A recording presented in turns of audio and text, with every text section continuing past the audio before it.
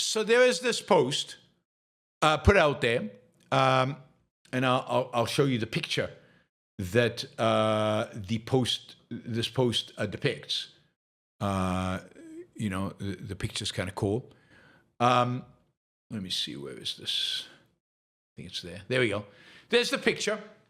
A wholesome family in the 1950s, getting ready for dinner to be served, the kids smiling and happy, the father relaxed and smiling, the mother watching over all of this and making sure it's all functioning correctly and smoothly, smiling away. And James Lucas, is here saying he's got 651,000 followers, 652,000 followers, saying, life in the 50s was amazing, was amazing. This is a genuinely happy looking family, and they had a life that I guess we can't even imagine how good their life was. Much better than anything that we have today. Groceries were really, really cheap.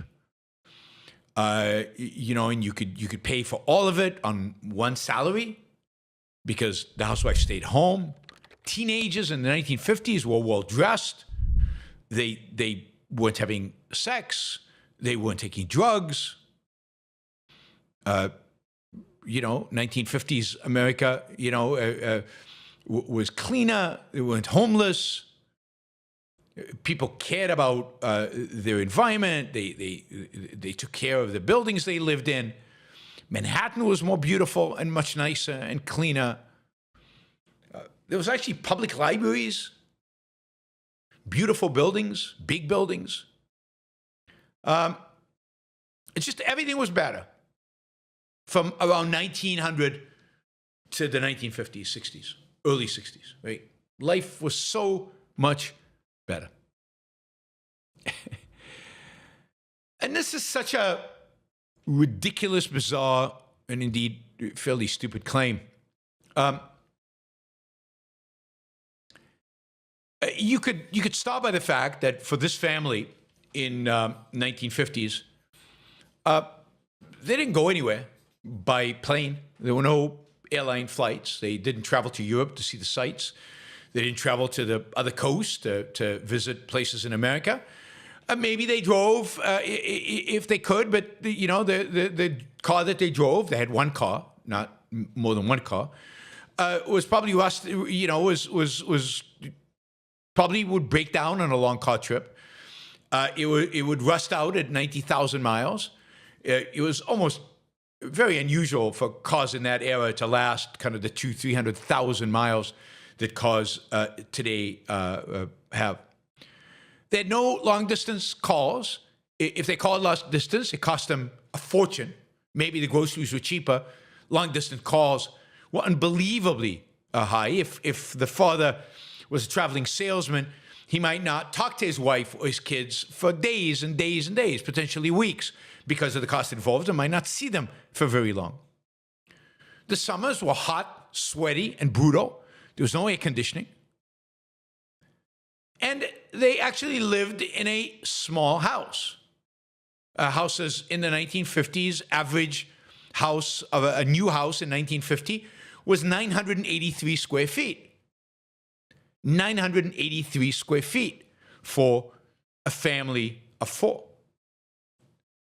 Just to give you an example of the difference.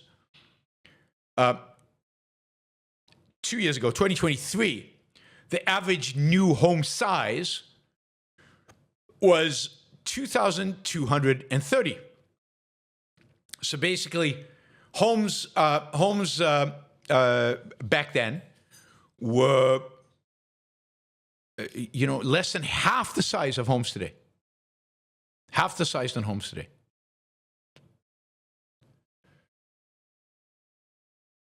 One of the reasons housing is so expensive today is because we went from 983 square feet to 2,200 square feet, and to significantly more bedrooms.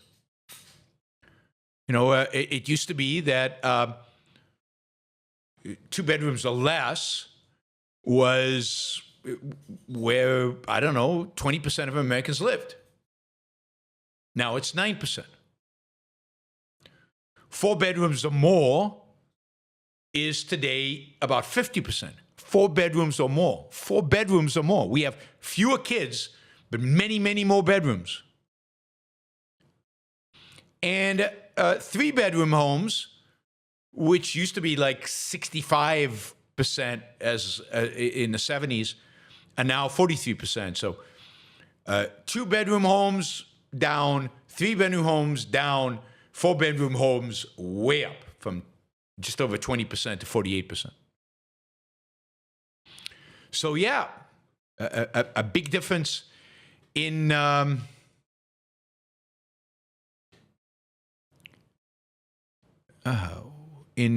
size of homes.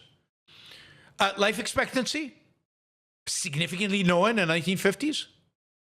In the 1950s, around 69. Today, closer to over 80.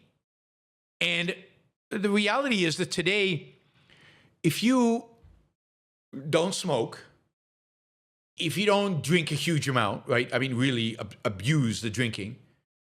If you don't use drugs, and this is a big one, if you're not obese, your life expectancy in the United States is over 90. I mean, nobody was obese in the 50s, or very few people were obese in the 50s, and their life expectancy was 69.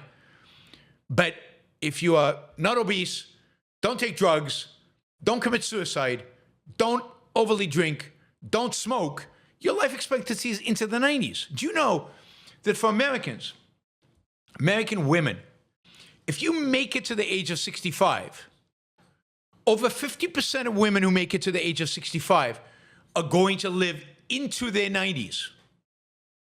Into their 90s.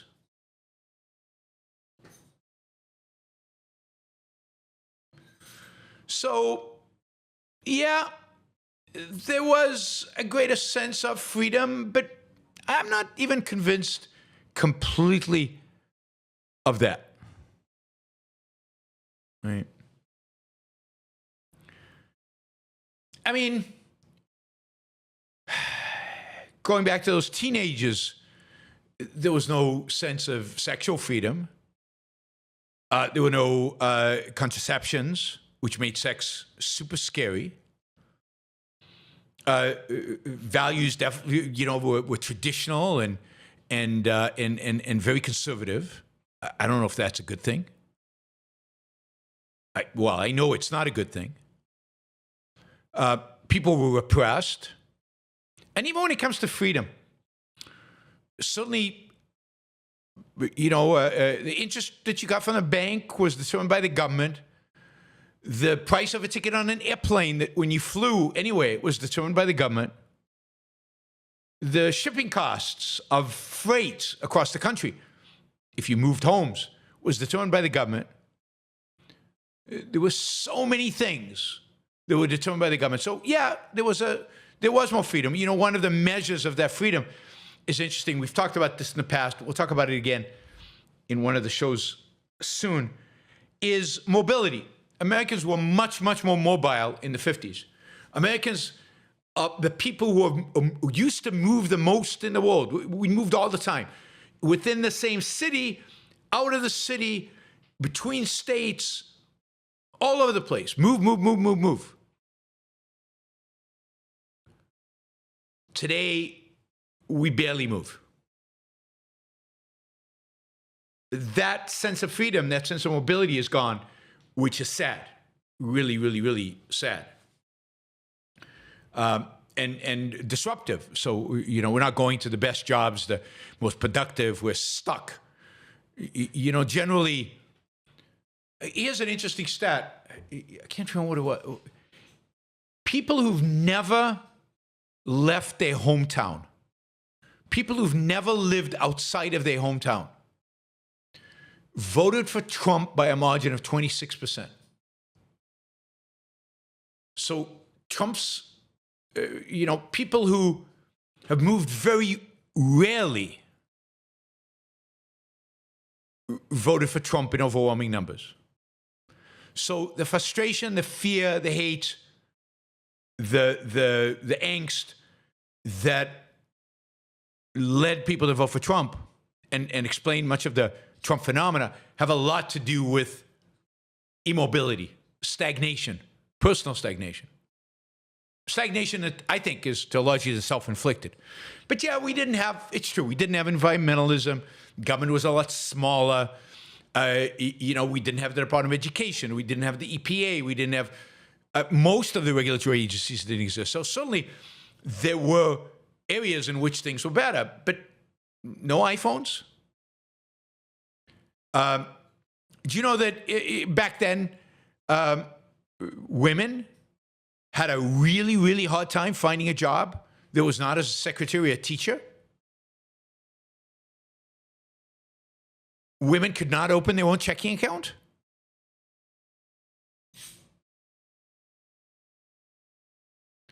And 50% of them were married by the age of 24. Makes sense. If they can't find work and they can't even have a checking account, you need to latch yourself to a husband, to a man.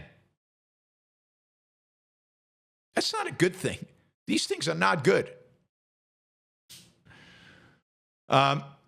We built more in the 1950s. We were more ambitious from a civil engineering perspective.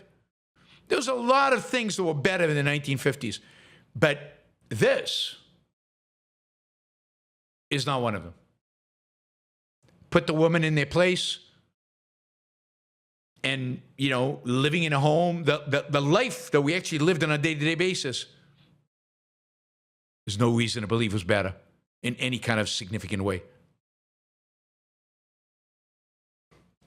By the way, the reason, housing was booming in the 1950s because people were moving a lot all over the place. And because supply was not constrained, prices didn't go up like crazy. People didn't expect to make money on their home. Making money on your home is a new phenomenon. And indeed, not a phenomenon that exists everywhere in the United States. If you live in large areas in the Midwest, your home value does not go up. You don't buy your home expecting to sell it for a higher price. That is a phenomenon only of places that restrict supply. Anyway, this nostalgia at the 1950s is sad.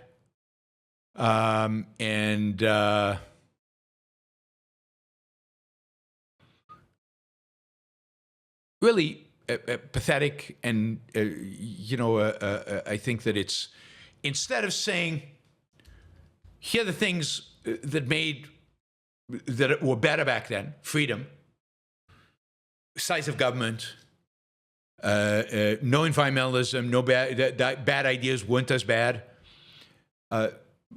What the conservatives would like us to focus on is, I don't know, family, place of women were put in their place, and there wasn't a lot of sex going on, and I don't know, people were better behaved, and the quality of our life today is so much better in so many dimensions. So let's fix the things that need fixing, like shrinking government dramatically. That will do it. That would do it. And having a better ideas. That's always the case. We need better ideas today, just like we needed better ideas in the 1950s. So stop being nostalgic and to be nostalgic for the 1950s, you would have to be pretty old today. I mean, baby boomers can be nostalgic to the 1950s, but these are not baby boomers.